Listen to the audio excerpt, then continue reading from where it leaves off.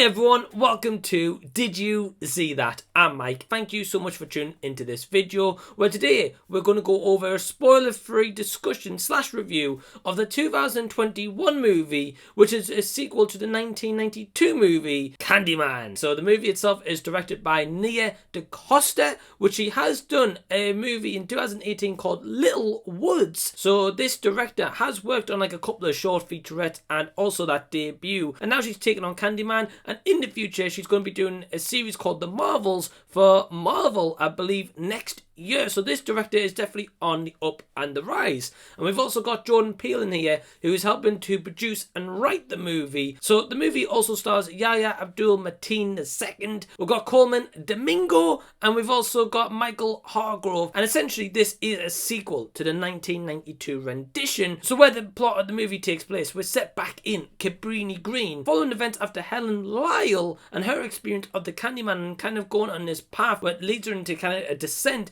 into the urban legend that is Candyman. Our new character, Anthony, played by Yahya Abdul-Mateen, is on that same journey where the legend once again looks like if it could be coming true. What I'm going to say ultimately about Candyman is that for the most part, I enjoyed this movie. I went in open-minded due to watching the 1992 rendition literally a day before I went to see it in the cinema.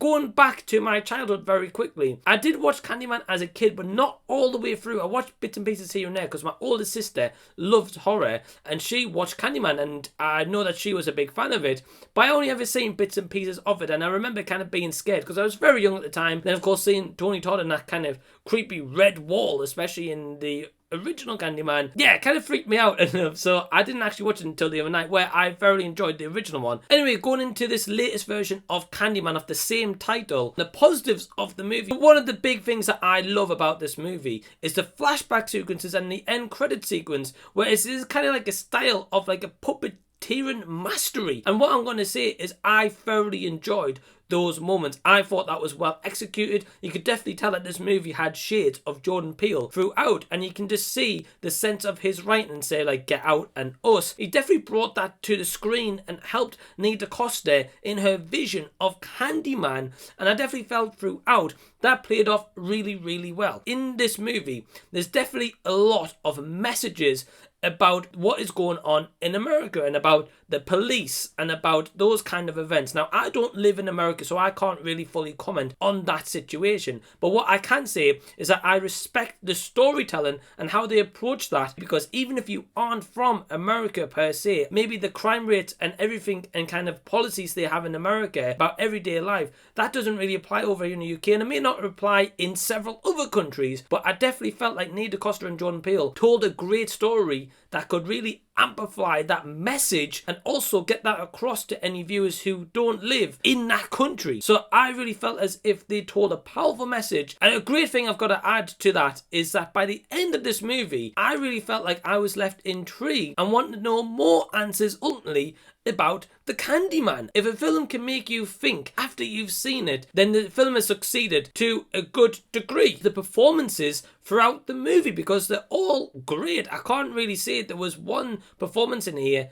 that stunk. Everyone performed to a high level, and especially Yahya Abdul-Mateen II. He was great as Anthony McCoy. I really felt like his descent into this madness and this unparalleled journey that he went on when he first found out about the Candyman. And this was all because due to his partner's character, Teyonah, Parris, who plays Brianna, her brother comes over one night and tells them a story about Helen Lyle. And this is what really piques his interest to investigate for himself about really what the Candyman is and how this obsession took place. Transcendence into madness and how that journey goes for Anthony was really, really cool. One other big thing that I've got to highlight in this review that was my favourite scene is the kills in an art gallery. That scene alone was just really cinematography, just the execution, how that played out specifically was utter brilliance. I really felt as if they magnified that scene and I was kind of left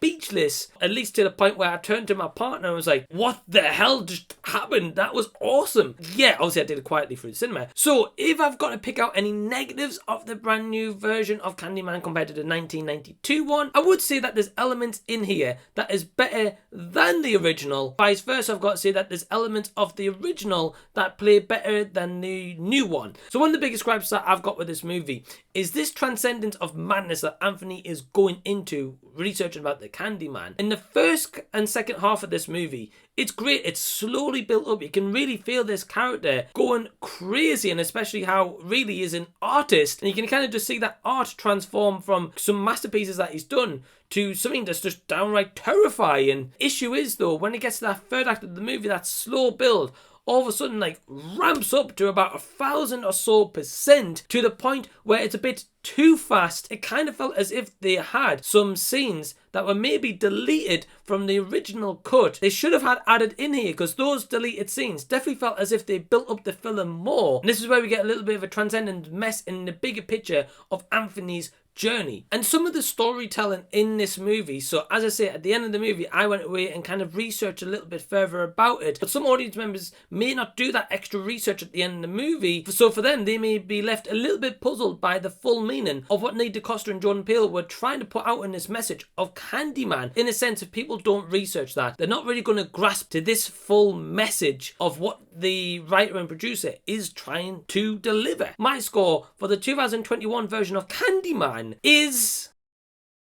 So yeah, I really hope that you enjoyed this review. Please give it a big thumbs up and also consider subscribing by pressing the red button down below, as I'd love to see you back for another video. But until that time that I see you back, I will be seeing you later.